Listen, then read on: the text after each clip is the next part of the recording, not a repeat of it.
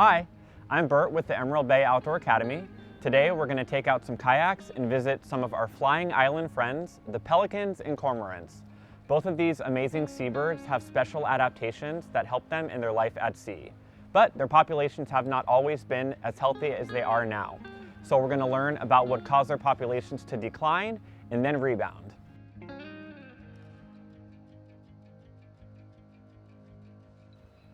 All right, let's get ready for our adventure on the water. What are some things that we might want to bring? How about sun protection, like a hat, sunglasses, and sunblock? We'll bring some water and a life jacket. Let's go.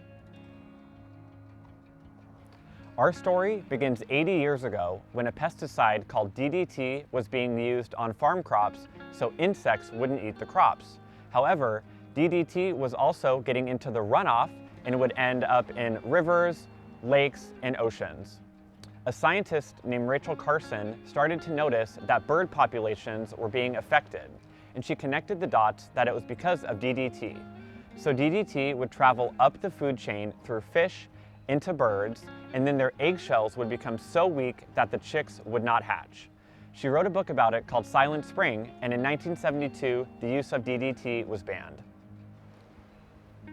Even after DDT was banned, both of these birds had a long way to go to recover. And although both species were affected, the pelican was placed on the endangered species list in 1973.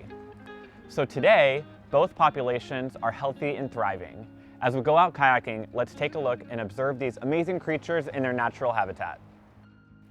While you're watching, take notice of the birds' features, body shapes, and behaviors. When we're observing wildlife, we don't want to get too close, so we'll keep a safe distance. Luckily, we have some scientific specimens in the Pennington Marine Science Center where we can go and take a closer look. So let's head back to shore. Our last stop on our adventure is here at the Pennington Marine Science Center at Camp Emerald Bay. So thanks to the Audubon Society of the San Fernando Valley, we have these amazing bird specimens on display so we can study them up close. Audubon Society has local chapters all around the country, and their mission is to help with bird conservation and conserve their habitats. So let's start with the pelican. What do you notice about it after you've seen it in its environment, looking up close, that might help it survive in its environment? Did you notice the huge beak? And you also might know that it has a pouch. So these are used for fishing. And the pelican is a diver, so it starts 60 feet in the air and dives right down into the ocean and scoops up fish using its built-in fishing net.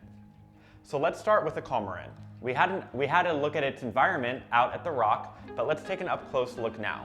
What do we notice about it that might help it survive in its environment? So did you notice the webbed feet?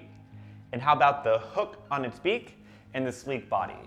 All of these help the cormorant to be an amazing diver. It starts on the surface and can go 150 feet deep underwater to go fishing.